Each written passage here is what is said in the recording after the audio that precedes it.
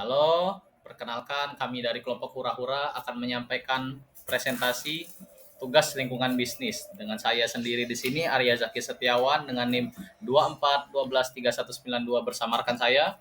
Iksan Noramin 24 12 31 88. Untuk poin pertama yaitu politik, analisisnya kebijakan tarif impor atau ekspor dari Amerika Serikat dapat menyebabkan ketegangan hubungan dagang.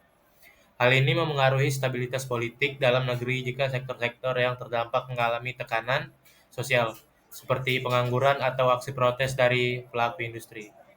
Kemudian yang strategi, meningkatkan diplomasi ekonomi melalui forum seperti ASEAN dan WTO, mengembangkan perjanjian dagang bilateral yang saling menguntungkan, mencari mitra dagang baru untuk mengurangi ketergantungan terhadap Amerika Serikat. Kemudian di poin kedua ada ekonomi, yang bagian analisisnya tarif Amerika Serikat ini dapat menurunkan ekspor Indonesia, menyebabkan defisit neraca perdagangan dan memperlemah nilai tukar rupiah. Dampaknya terasa pada industri padat karya dan pertumbuhan ekonomi nasional. Strateginya diversifikasi pasar ekspor ke negara-negara non-tradisional. Contohnya ada Asia Selatan, Afrika, dan Timur Tengah. Kedua, ada mendorong hilirisasi industri agar menghasilkan produk bernilai tambah tinggi. Dan yang terakhir, ada menyederhanakan regulasi investasi untuk menarik investor asing.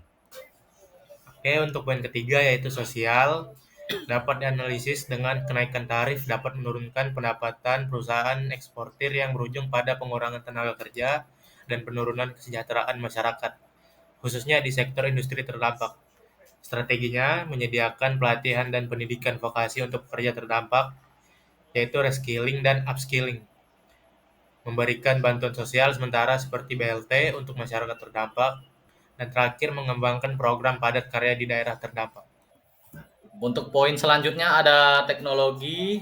Untuk bagian analisnya, tarif Amerika Serikat ini dapat menghambat impor komponen teknologi dan memperlambat transfer teknologi asing, sehingga mengurangi kecepatan inovasi di Indonesia. Untuk strateginya, yang pertama ada meningkatkan anggaran untuk riset dan pengembangan lokal. Yang kedua ada membangun ekosistem startup dan teknologi nasional. Dan yang terakhir ada memberikan insentif fiskal untuk perusahaan teknologi dalam negeri. Untuk poin lingkungan, analisis untuk menghindari tarif, perusahaan mungkin beralih ke bahan baku lokal yang belum tentu ramah lingkungan. Selain itu, tekanan untuk menurunkan biaya produksi dapat mengabaikan aspek keberlanjutan.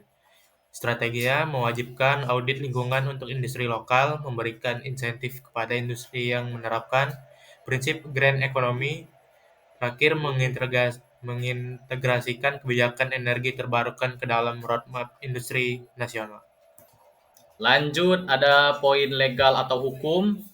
Untuk analisnya, beberapa kebijakan tarif Amerika Serikat bisa dianggap melanggar prinsip perdagangan bebas dalam WTO. Hal ini tentu saja menempatkan Indonesia dalam posisi kurang menguntungkan secara hukum internasional. Untuk strateginya, yang pertama ada mengajukan gugatan atau protes resmi ke WTO jika terjadi ketidakadilan tarif. Yang kedua ada menyusun ulang perjanjian bilateral untuk menegosiasikan kesetaraan dagang. Dan untuk yang terakhir, mendorong perlindungan hukum bagi eksportir nasional melalui regulasi domestik.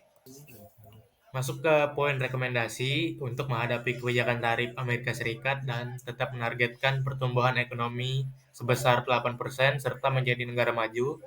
Indonesia harus, yang pertama, diversifikasi ekspor dan penguatan pasar domestik. Kedua, dorong industrialisasi berbasis teknologi dan nilai tambah. Ketiga, tingkatkan SDM melalui pendidikan vokasi dan pelatihan kerja. Keempat, terapkan ekonomi hijau sebagai keunggulan kompetitif. Kelima, perkuat posisi hukum dan diplomatik forum internasional. Sampailah pada poin kesimpulan, yaitu yang pertama, kebijakan tarif impor atau ekspor Amerika Serikat memiliki dampak besar terhadap berbagai aspek di Indonesia, mulai dari stabilitas politik, ekonomi nasional, kesejahteraan sosial, hingga pengembangan dan teknologi dan keberlanjutan lingkungan. Yang kedua, melalui analisis pastel, kita dapat melihat bahwa dampak bersifat multidimensi dan memerlukan respons strategis yang holistik dari pemerintah Indonesia. Dan yang ketiga, dengan strategi yang tepat, Indonesia berpotensi tidak hanya bertahan, tetapi tumbuh lebih kuat dan mencapai target menjadi negara maju dengan pertumbuhan ekonomi 8%. Bila- Baik, sekian terima kasih dari kami kelompok Hura-Hura bersama saya sendiri Arya Zaki Setiawan dan rekan saya. Iksan Nuramin. Kami pamit undur diri. Bila ada kekurangan, mohon dimaklumi. dan bila ada kelebihan, mohon dilebihkan. Sekian Terima terima kasih. Sampai jumpa.